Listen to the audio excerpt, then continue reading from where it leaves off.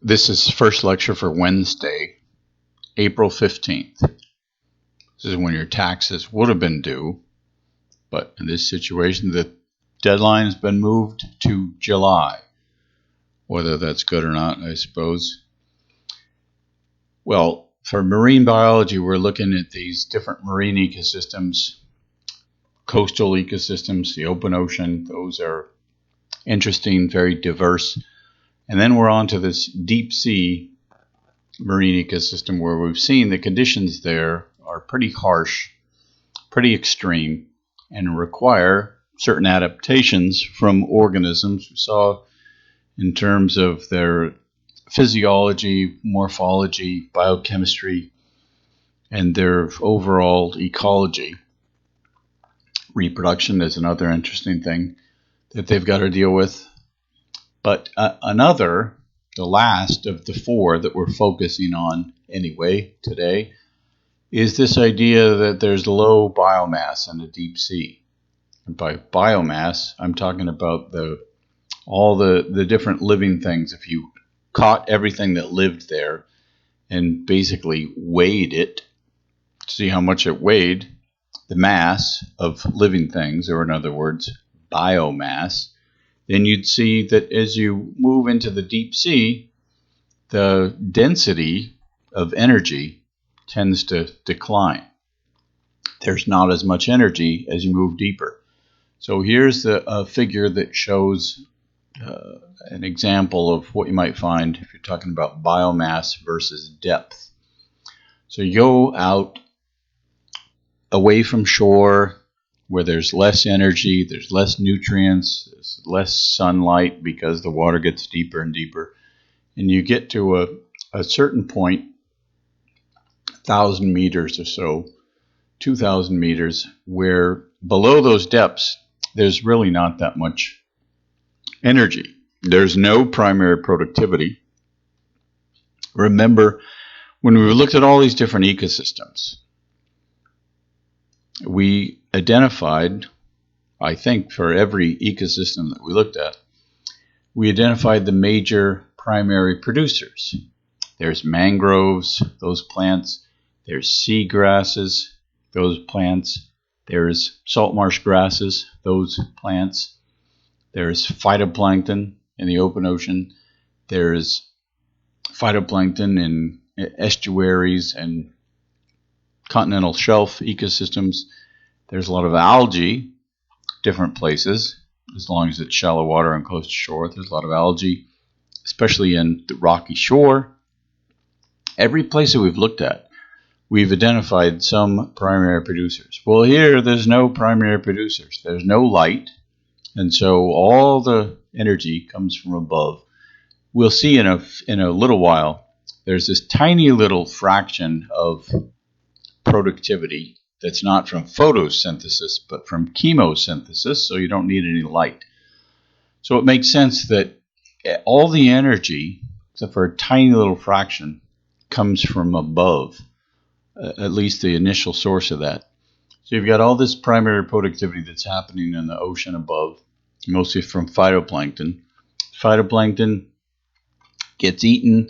Some phytoplankton sinks and makes its way past all the consumers and goes all the way down to the bottom. So you've got these big masses of sediment, of the remnants of phytoplankton. You've got big parts of the seafloor that have silica. If what was in the cell wall of the phytoplankton above contained mostly silica, you got big deposits of calcium carbonate, and you have different types of sediments depending on the phytoplankton that's above.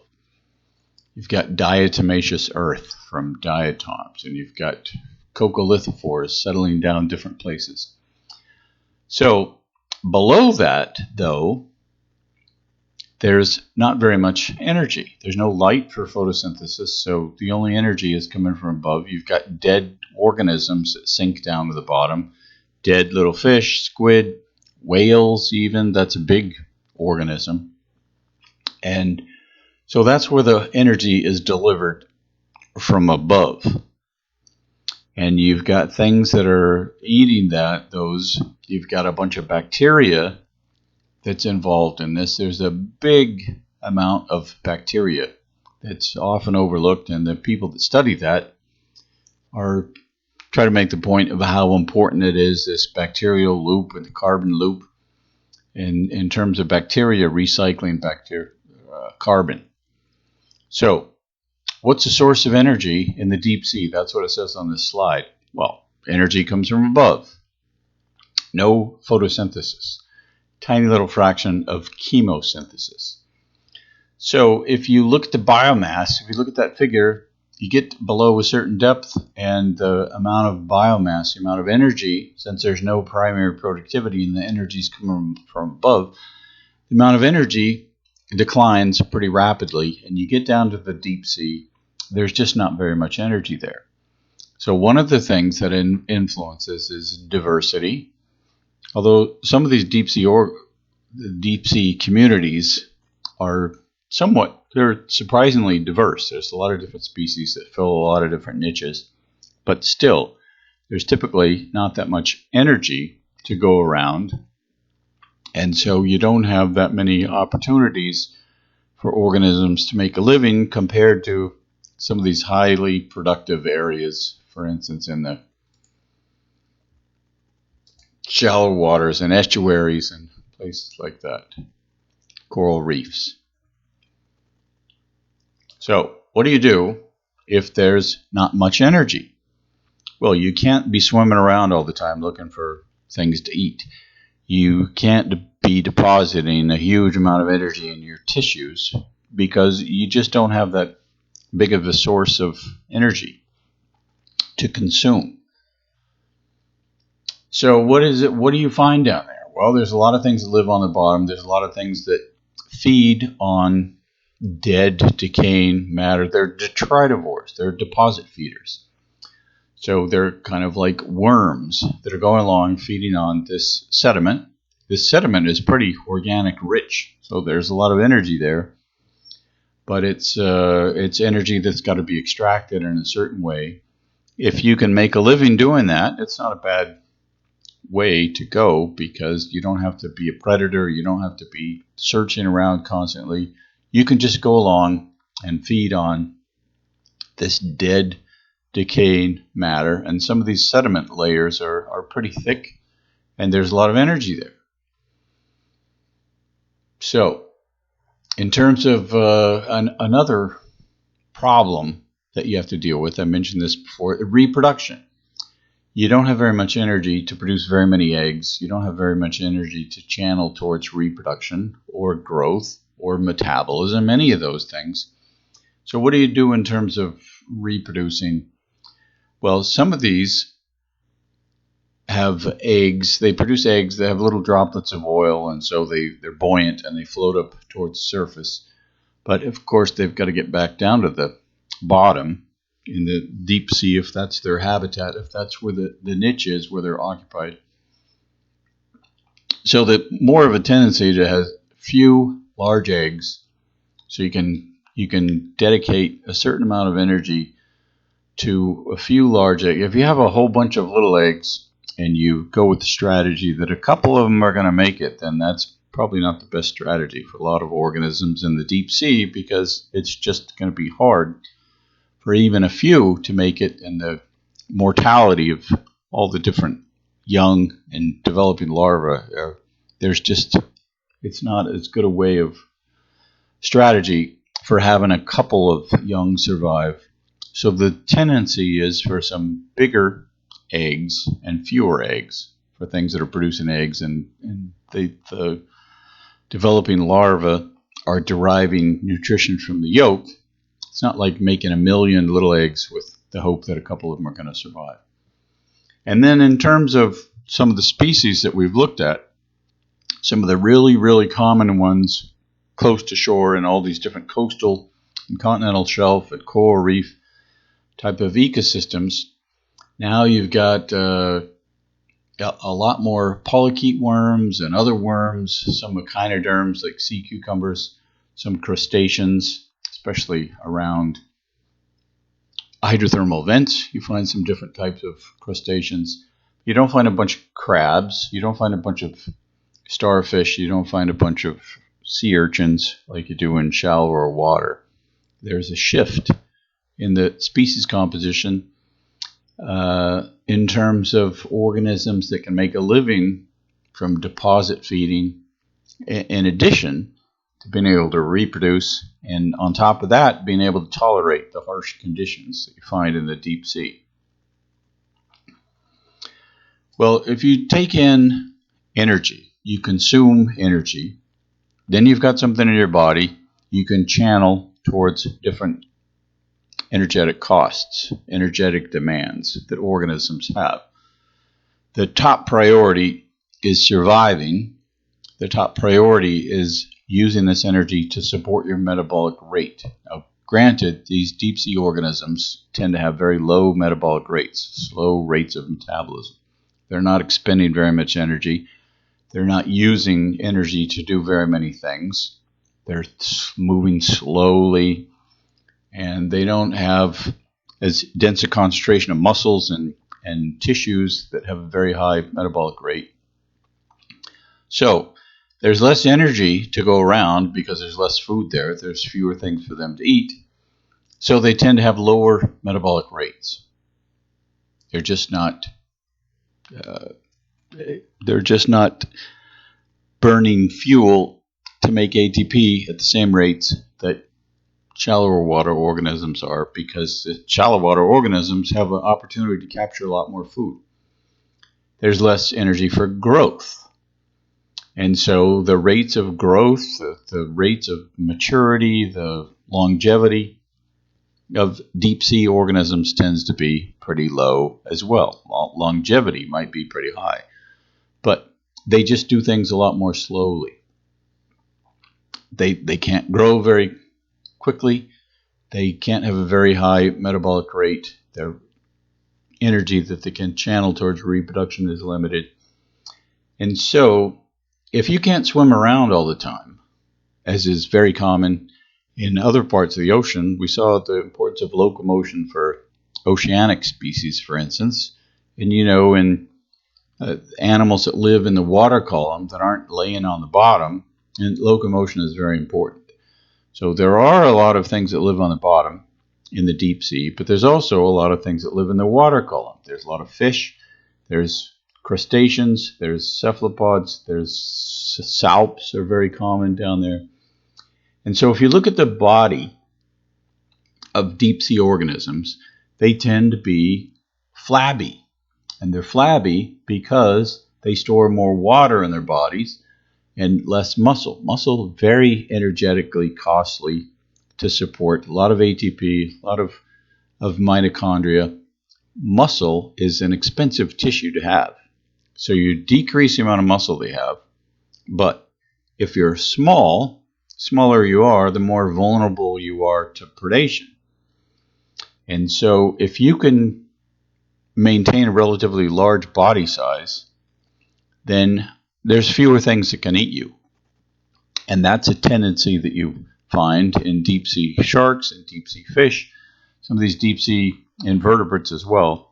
They store a lot of water in their bodies so they can be relatively big, reduce predation. But this big, flabby, soft body also allows you to be big without having that high of a metabolic rate, because you're not moving around and because you have less muscle. So it's a common strategy to try and increase your size by storing water in your body instead of tissues that require a lot more energy, like muscle. And if you're swimming around all the time, now that's an expensive way of life. So in the deep sea, you don't find these highly active predators. You don't find things that are swimming around all the time. You have no idea where your next meal is going to come from. You've got to find something, eat it, and make that energy last for a while. So these deep sea organisms tend to move very slowly and save energy by having relatively low costs of locomotion. One of the ways that you can do that is by attaining neutral buoyancy. Neutral buoyancy means you're heavier than the water, you're not lighter than the water, but you're the same density as the water where you are. For you scuba divers, you're familiar with this. You have a BC, buoyancy compensator, and you try and get where you're almost neutrally buoyant, not quite neutrally buoyant, but maybe just a little more dense. But you don't want to be swimming to the surface all the time, and you don't want to be flopping along on the bottom, stirring up all kinds of turbidity so that you can't see, and kicking your fins against coral and those kind of things. So this idea of neutral buoyancy is very familiar to divers, but it's also one of the mechanisms, it's one of the characteristics that you find very abundantly in deep sea organisms. So if you're a typical fish, for instance, you're heavier than the water that you're in. You're about 5% heavier than the water that you live in. And so what do you do? As a typical shallow water fish, you have a swim bladder, and that swim bladder balances that 5% heavier weight, and you become neutrally buoyant. You can increase that. It's basically like a BC, a buoyancy compensator that divers use. That's what shallow water organisms do. In deep sea organisms, then you can't have a swim bladder because of the pressure of the water. So you've got to have some other mechanism of buoyancy.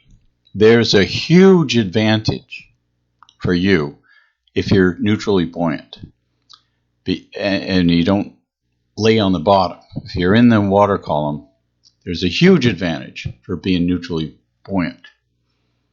If you're neutrally buoyant, then you can maintain your position in the water column off of the bottom without expending very much energy. Basically, you float rather than having to swim all the time.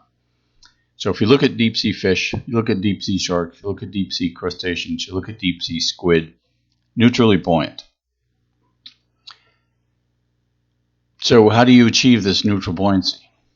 Well, there's a couple of different changes that you make, or that the natural selection has steered these deep sea organisms towards. That's why it's so common, if you look at all these different organisms, to find that they're neutrally buoyant.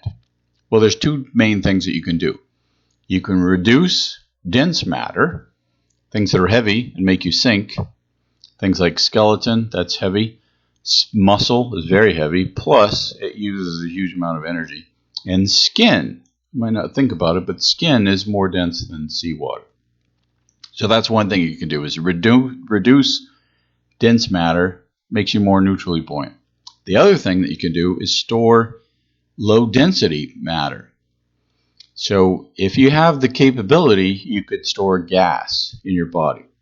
Now, chambered nautilus can do that because they've got a hard shell. But for other organisms, the pressure is just too great a thing to deal with, and the effect of pressure on gases just negates the possibility of even using gas at all, especially if you're soft body. So what you tend to find is the storage of lipid in deep sea organisms. Oil, fat, lipid, all the same thing, is less dense than water. If you think about an oil spill, it floats. If you think about oil and vinegar salad dressing, the oil is on the top. Oil is less dense than water. So we'll look at that.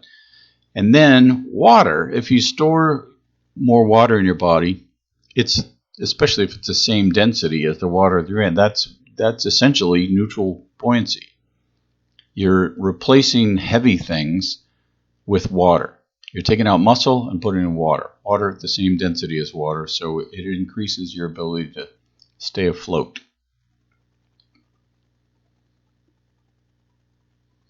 So we'll look at this idea of decreasing your density, your body density, and this very, very, very, very strong selection pressure towards neutral buoyancy that you find in all kinds of deep sea organisms. We'll look at that in the second lecture for Wednesday.